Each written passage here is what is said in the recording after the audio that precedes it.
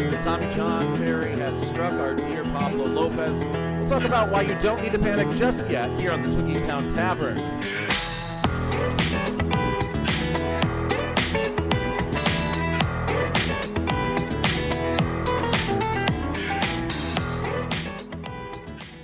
Hello and welcome for the first time to the Twinkie Town Tavern. I am your host, Josh Kolodziejski, and this is a Minnesota Twins podcast. And it is fitting that we make our inaugural debut with some news that is befitting of Minnesota sports. And that is that our best pitcher, who we maybe were going to trade during the offseason, but then decided not to, is now out for the season. Just a couple practices into spring training. And we shouldn't say that officially just yet, but it seems like in all likelihood, Pablo López will miss the 2026 season and probably a good chunk of 2027 as well as he recovers and rehabs from what the Twins are calling significant tearing in his ulnar collateral ligament. That is the Tommy John ligament in your elbow. And it escalated very, very quickly. Yesterday, on Monday, he had a live BP session, which was maybe his first. I'm guessing he threw a little bit through the first couple of days after pitchers and catchers reporting. But a live BP session, I think on the first day of full team workouts, and pauses it early, ends it early because he's feeling some soreness in his elbow. The Twins report on that. Derek Shelton reports on that, and it's framed just as elbow soreness. But I think most of us have kind of been through this dance before, where you hear, a guy is just dealing with some pain in his elbow, but we expect it to get better. And more often than not, that seems to point to, he needs Tommy John surgery or the internal brace surgery on the elbow, and he's going to miss the rest of the season. It doesn't seem to matter how minor or major it seems on first reporting, but elbow injuries nowadays seem to be always worst case scenario. That's where I skip to in my brain. So I was kind of readying myself for this, bracing myself for this news, but it still hit like a freight train on Tuesday morning when it was reported that he would likely miss the rest of the season. Now, he is going to get second opinions, and, his families are doctors, so maybe also get mom and dad's opinion as well. But in all likelihood, he is going to need Tommy John surgery, which would be his second Tommy John surgery during his life. He had another one in 2013. So not a great start to spring training for your Minnesota Twins. And it kind of reminds me of in 2010, Joe Nathan, a couple days into spring training, might have even gotten into a game, or it was in a bullpen session during the game. And he was one of baseball's top closers, obviously in the shadow of Mariano Rivera and Francisco Rodriguez, but still at the very top of his game. And reliable in pretty much any scenario outside of the postseason, where he had just come off of a brutal loss to the New York Yankees the prior year. But we don't have to get too much into that. We know the history there. But in one of his first appearances, or one of his first practice sessions, he needs Tommy John surgery, and the Twins are frantically trying to mix and match pieces together. They go with John Roush. It works out a little bit at first, starts to falter a little bit towards the middle of the season. They realize they need a new closer, so they trade a pretty good catching prospect named Wilson Ramos over to Washington, to get Matt Capps, who was an all-star closer. Matt Capps actually ended the year pretty good for us, and then had a bad season. The rest of his Twins tenure was not as good. I think he had like a 2.00 ERA during the last 2 months of the season, and was a bright spot on the roster. So in that situation, the Twins were able to make the best of it. But that is 15 years ago, and that was the first team that was going to play at Target Field. And the Pohlad ownership group was very excited about displaying their full talent in the inaugural season of Target Field and spending a lot of money to get free agents on one-year deals. Orlando Hudson wasn't an expensive deal, but a one-year deal, a bigger name. Still a move that they really hadn't done. Jim Thome, who was coming off a down season, but is a Hall of Famer. So they brought in these other parts. They traded for J.J. Hardy, who had been an all-star shortstop, and built the pieces around this team to be very, very competitive in 2010. You fast forward to 2025, and that has not been the case at all. I guess we were in on Framber Valdez is what the current Pohlad in charge, I think it's Tom Pohlad, said, that they did make an offer to Framber Valdez, but he ends up going to the Detroit Tigers. If we had made an offer to Framber Valdez, then, perfect. If we had succeeded in grabbing Framber Valdez, it would have been even more perfect. But alas, that is not what happened. So now, when we are in about a month and a half away from spring training, we are in scramble mode trying to figure out what our starting rotation is going to be. Obviously, just surface level, starting a starter pitcher is a more valuable position than even most of the top closers year in, year out. Especially when that guy is your ace in Pablo López. So it's already going to be harder to replace him. And you're not really going to be able to replace him, I don't think. But we'll go through some of the options that the Twins might have in-house, out-of-house, and see if they can pull some sort of Joe Nathan-like 2010 masquerade where they can hide that injury throughout most of the season and try to make it look as effective as not as effective as it could be, as it otherwise would be to the team as possible. Have the least amount of impact is what I'm trying to say in a very, very poor and roundabout way. So how can we minimize the impact that Pablo López's torn UCL has for the 2026 season? That is what's going through the mind of Jeremy Zoll as he has his first full season really in complete control as the president of baseball operations and general manager. I think one of the things, if I'm Jeremy Zoll, that I'm going to do is I'm going to try to make the best out of a bad situation. And I think one way that they can make the best out of a bad situation is if they were to offer Pablo López an extension. And that might be a little bit crazy. You might be thinking, why would the Twins ever offer a guy that just got injured, that is going to be out for the season, an extension? Pablo López's contract is up at the end of the 2027 season. So he's going to miss all of 2026. We're paying him $21 million to rehab his injury now. He's going to get paid the same amount in 2027, but he's probably going to miss at least a month or two minimum. I think that's best case scenario. And then return and hopefully pitch well for us. But a lot of times it takes about a year to get back into full form after Tommy John surgery. So that obviously is an issue.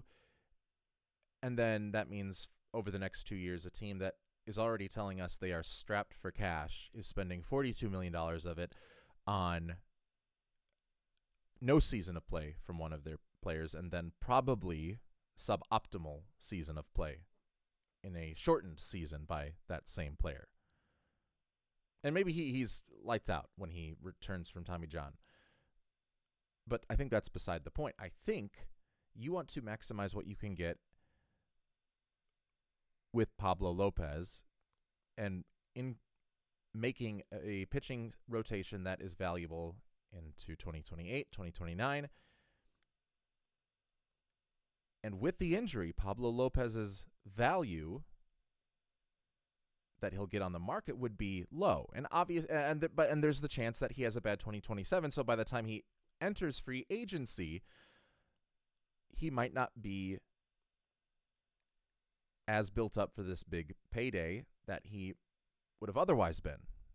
And if he had continued to play like he did in 2025 in this season and next season, then obviously he's going to get a huge pay bump and is going to be largely suited by the bigger market teams. In this instance, we have a window now to offer him like a 2-year extension onto the end of 2027 and find a place in the middle where it gives Pablo López security so that if he did have a bad 2027 season, he's still going to be paid in 2028 and 2029 a good amount. And if not, if he does, and still allows him, once 2029, 2030 free agency hits, to be in his age 32, 33 season and maybe get one more big contract. Shorter term, but a bigger contract if he has performed up to how he has performed these last couple of years. So what does that look like? Is that like a 2-year, $30 million extension? Would he even take that as a 2 for $40? I'm not sure exactly what it looks like. But at face value, it seems like it would be cheaper than it would be if he had not needed Tommy John surgery right now. So I think that is making the most out of a really sucky situation that you can do if you are Jeremy Zoll and you are the rest of the Twins front office. Because Joe Ryan is going to be up for a big payday. And I don't think once Joe Ryan hits the open market that the Twins are going to be able to afford him. So you could realistically be in a place where you would be losing your top 2 starting pitchers in Joe Ryan and Pablo López at the same time. And if we're still in the current terrible ownership and terrible financial forecast under this ownership, then that creates a lot of issues for the competitiveness of this Twins team as it moves forward. Because really the only thing we could hold our hat on to, at least on paper, hang our hat on, was a strong starting rotation for the Twins this year. Lopez, Ryan, and Ober bounce back, Simeon Woods-Richardson, Taj Bradley, Zebby Matthews, all of these guys. And if that goes away a year from now and you don't have either Pablo López or Bailey Ober or Joe Ryan, things can get frightening and disastrous quickly. So I think you prepare for the loss of Joe Ryan. You maximize what you can do with Pablo López's injury now, and that is signing him to a secure extension if he is wanting to take that extension. That would, again, give him security post-2027 and not force him to take like a $3 million prove-it deal with somebody that year. That's what I would do if I was Jeremy Zoll. That is the long-term plan, however. We still need to figure out what Minnesota is going to do in the short term to replace Pablo López. And I don't think really there's any replacing Pablo López. This is a guy that had a 2.74 ERA last season and was really putting together one of his best seasons of his career before suffering that injury that held him out for 2 or 3 months. So we already have a sample size of the Twins being without Pablo López. The problem is that sample size did not look very good. And while it was just one spot in the rotation missed every 5 days, and the problems were much deeper than just, Pablo López is injured, you don't want to necessarily run back that same strategy of an in-house guy that might not be ready for it, like Dave Festa. And I think Zebby Matthews proved a little bit as the season went on that he was more ready for it, still was mostly inconsistent. But I feel like I have a little bit more faith in Zebby Matthews. As of today, the Twins' starting rotation would be Zebby Matthews at the 5, Taj Bradley at the 4. Those guys were basically competing for the 5th spot in the rotation, and now they just both get number 4 and number 5 with the Lopez injury. Simeon Woods-Richardson is your number 3, Bailey Ober is the number 2, and then Joe Ryan is the ace at the top. And you're banking on Bailey Ober having a bounce-back season, which is not a given. He looked bad last year, and his stuff is not great. His game is going to be predicated, the strengths of his game are predicated on good control, good mix of pitches, and keeping hitters off balance. He doesn't have blow you away stuff. And really nobody on the team in the rotation does. Joe Ryan has a high whiff rate, but it's not as if he is blowing you by with the 99 mile per hour fastball. Usually it tops out at 95. So you're hoping that none of those guys regress. And I think probably the one that would be up for the most prime regression would be Simeon Woods Richardson, because I don't know how he continues to survive with the pitch modeling that we have and the locations and choices of pitches he chooses to make in certain at-bats. I would think he would be the prime candidate for the most negative regression. Taj Bradley and Zebby Matthews then for some positive regression. Either way you look at it, even if we expect these guys to play it at about the mean level of their conglomerate, that's still not a rotation that gets you more than like the 81 wins. Maybe gets you still over, if they're all healthy all season, gets you over that 73.5 number that the poll lads said was ridiculous, which I don't know about that.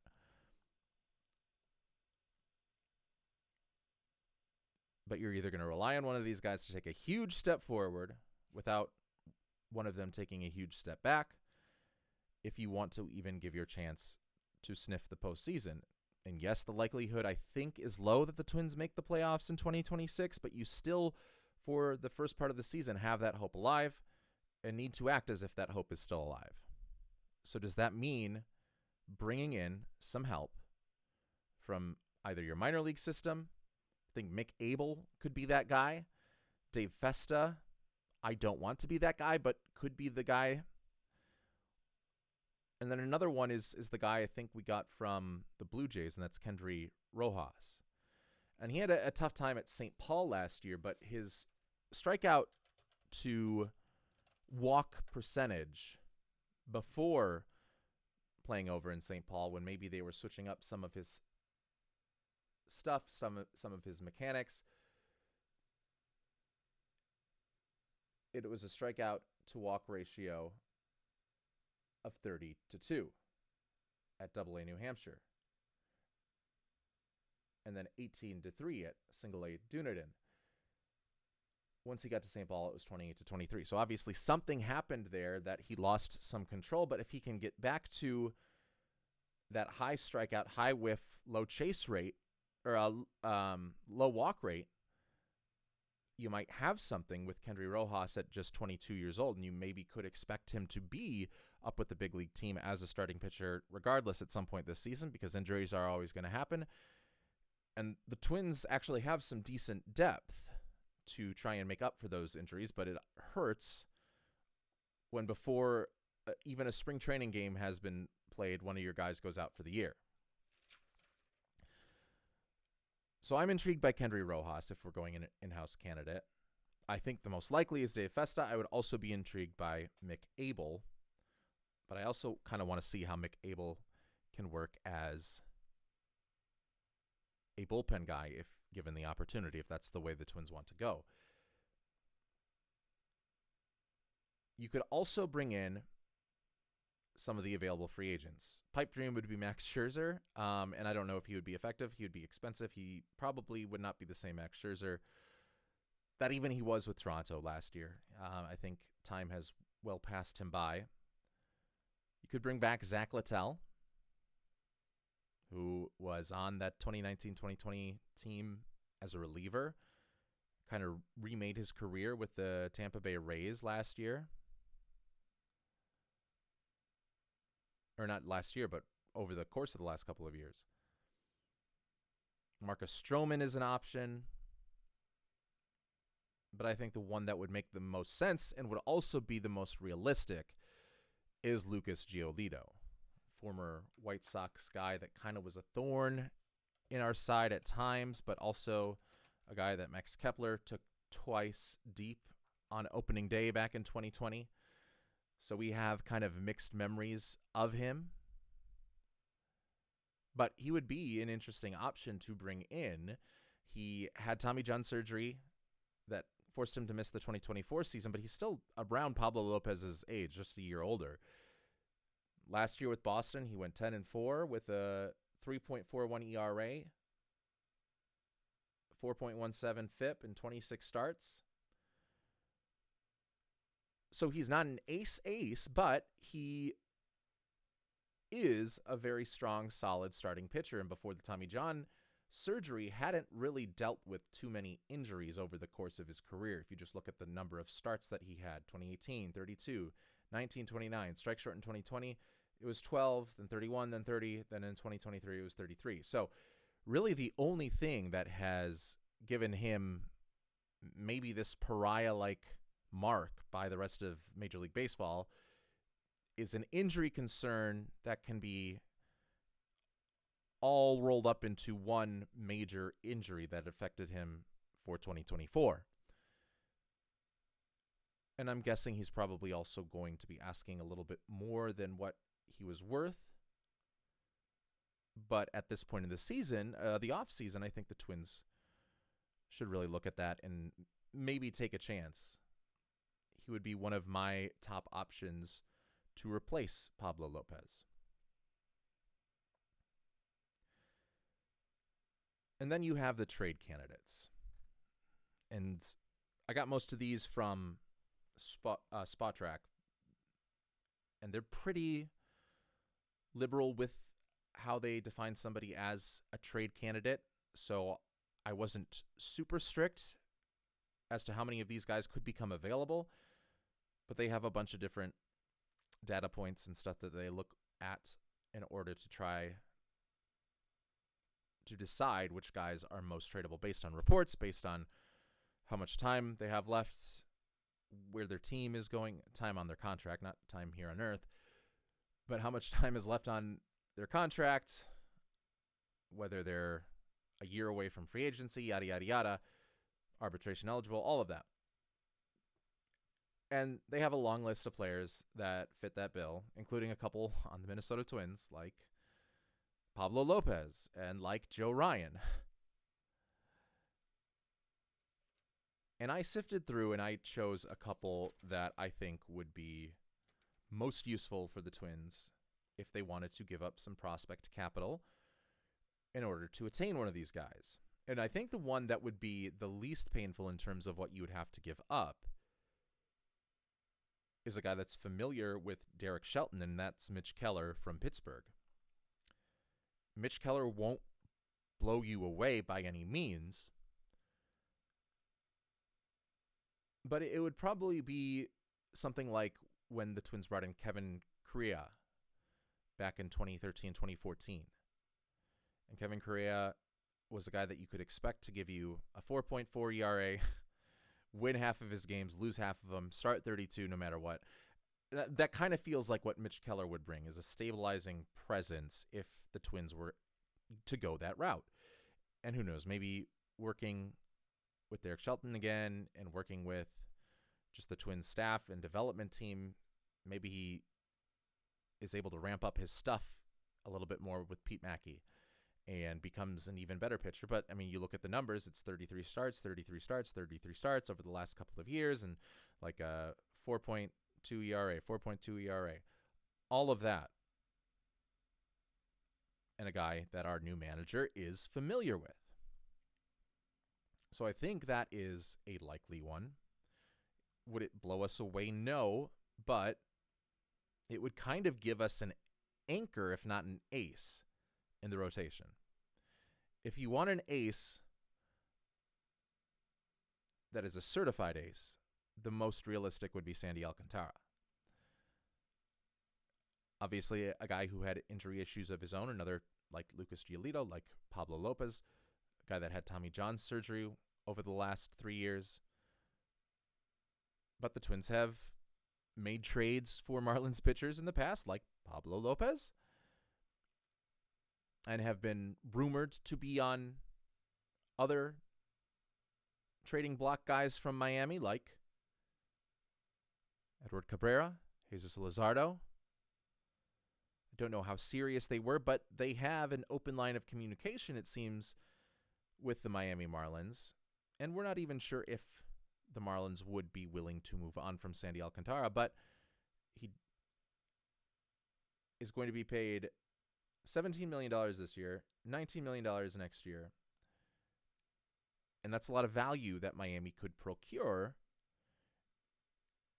And a lot of times that just seems to be how Miami operates, is they surprisingly get rid of these pitchers at like the best possible time at times, but also do it because they're forced to do so from their own financial restrictions on the team. That's why Pablo López, Edward Cabrera, Jesus Luzardo have all been traded away by this team over the last couple of years.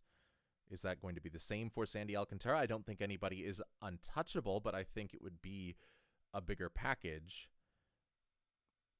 because of the 2 years of control than we've seen for Cabrera, Luzardo, and because of the equity as well that Alcantara has as a former Cy Young Award winner who kind of started to feel it a little bit more at the end of last season and really throughout the second half of last season. So you'd have to pay up a little bit more to get Alcantara. But if you're Jeremy Zoll and you're wanting to make a splash and not do it by breaking the bank, because you can't, because the pull ads won't give you their pocketbook,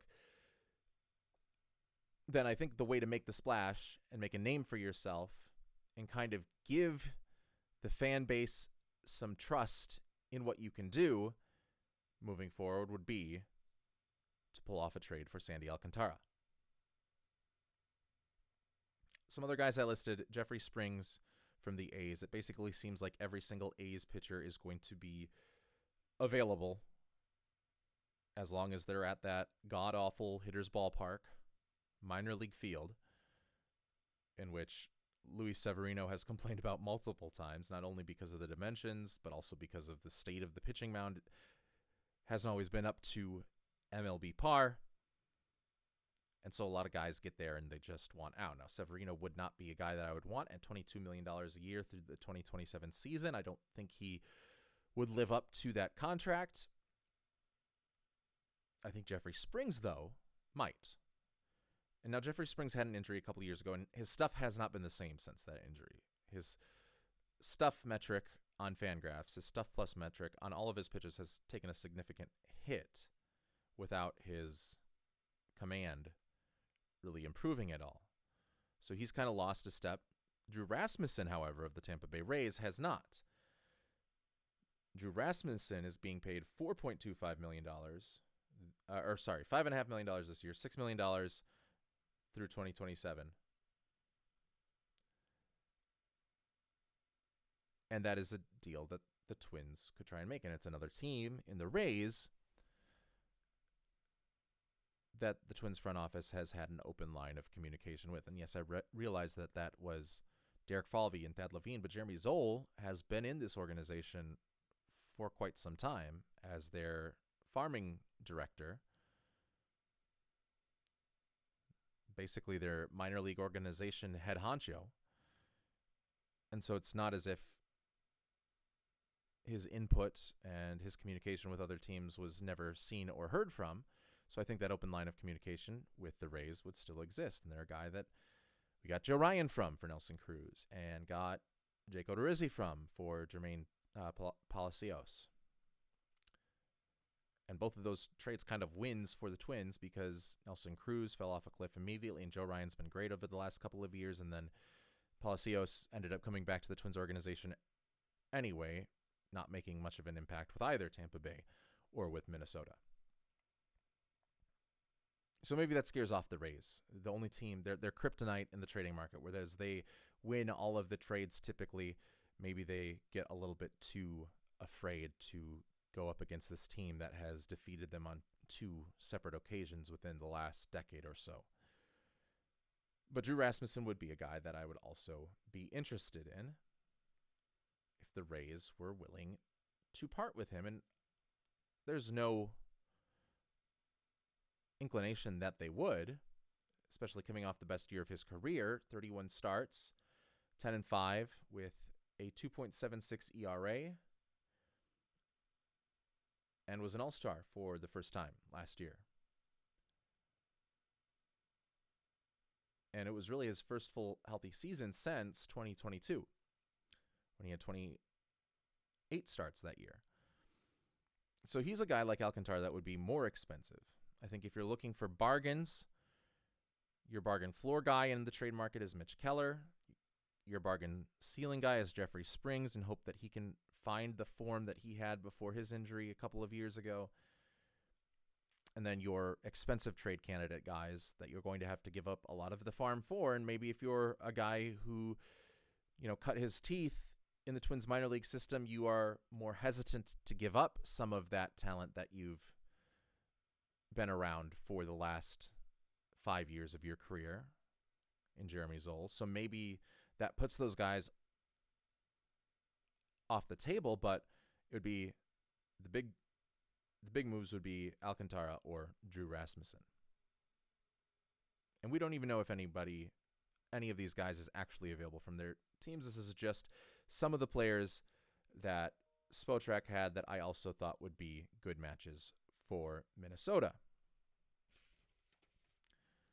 But as it stands right now, it'll be just Joe Ryan, Bailey Ober, Simeon Woods-Richardson, Taj Bradley, and Zebby Matthews. I think Taj Bradley and Zebby Matthews can have good starts, good seasons. I think they have the stuff to do so. I think Zebby Matthews really, his numbers did not do him justice, the pitches that he was throwing last year. I think he is going to take a significant step forward and not going to match the production that Pablo López would bring by any means, but I think we'll stop putting up the astronomical mid-90s Twins pitching numbers that we saw from him. I don't have that same hope for Dave Festa, and obviously I think Simeon Woods-Richardson might trend towards that direction. And then I also think Taj Bradley hopefully can finally put it together with a full off-season program with this Twins pitching development crew, with Pete Mackey being one of the holdovers from the Baldelli staff to the Derek Shelton staff. And if there's one thing that the Twins have done, it is developing other teams' pitchers and finding their flaws and covering them up and strengthening those flaws. So I think we could see that with Taj Bradley. And then you've got a chance to have a good team if the hitting is not as piss poor as it was the year before. I'm not going to go into my full season predictions or even what I was planning to do tonight, which before the Pablo López news broke this morning, and then decided we probably should just dedicate a whole show to that and the ramifications and fallout and what we need to do next. It was going to be predicting the opening day roster. So it's a good thing we didn't do that, because Pablo López would have been on that if we had gone just a day earlier, obviously. But predicting the opening day roster with some of these non-roster invitees potentially making the team, maybe some of these younger prospects making their MLB debuts on opening day. But we'll do that when we have our next show next week. And we'll also have a bit more data from spring training to look over, because the Minnesota Twins do get their spring training exhibition schedule started this weekend. I think is their first game down in Fort Myers. They have a game against the Red Sox on February 21st. And then baseball season is back. You can watch some of those games. You can listen to some of those games, and you'll be able to have baseball on and the sounds of summer floating around your house, your boat, your cabin, wherever it is, or here in your local Twinkie Town Tavern.